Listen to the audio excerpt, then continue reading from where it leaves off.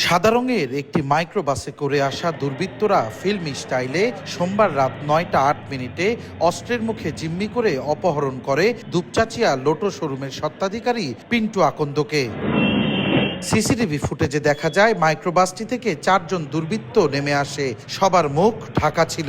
তাদের একজন আগ্নেয়াস্ত্র দেখিয়ে দুপচাচিয়া লোটো শোরুমের ভেতর থেকে পিন্টু আকন্দকে টেনে বাইরে বের করে আনেন। পরে বাইরে থাকা দুর্বৃত্তরা তাকে সাদা রঙের মাইক্রোবাসে তুলে বগুড়া নওগাঁ আঞ্চলিক মহাসড়ক ধরে আদমদীঘির দিকে নিয়ে যায়।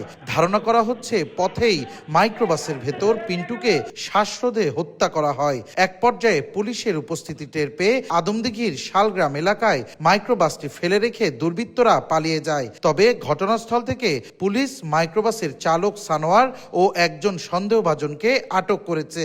এই ঘটনায় জড়িতদের দ্রুত শনাক্ত করে গ্রেপ্তারের দাবি জানিয়েছেন স্বজনরা।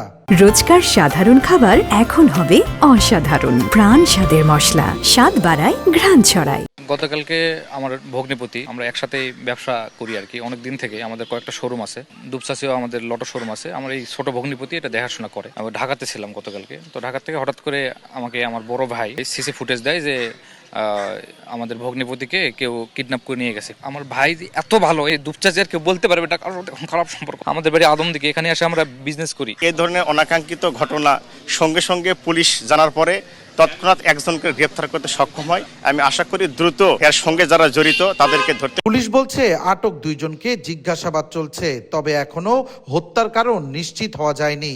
আমরা মাইক্রো ড্রাইভারকে সাথে নিয়ে আসছি, ওনাকে আমরা জিজ্ঞাসাবাদ করছি।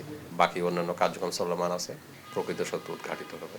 আমরা ধারণা করছি যে তার মুখে হয়তো কস্টেপ মারার কারণে সে নিঃশ্বাস না নেওয়ার কারণে হয়তো তার মৃত্যু হয়েছে। নিহত পিন্টু আকন্দ নওগাঁর রানীনগরের লোহাচড়া গ্রামের বাসিন্দা। সঞ্জু রায়, দেশ টিভি, বগুড়া।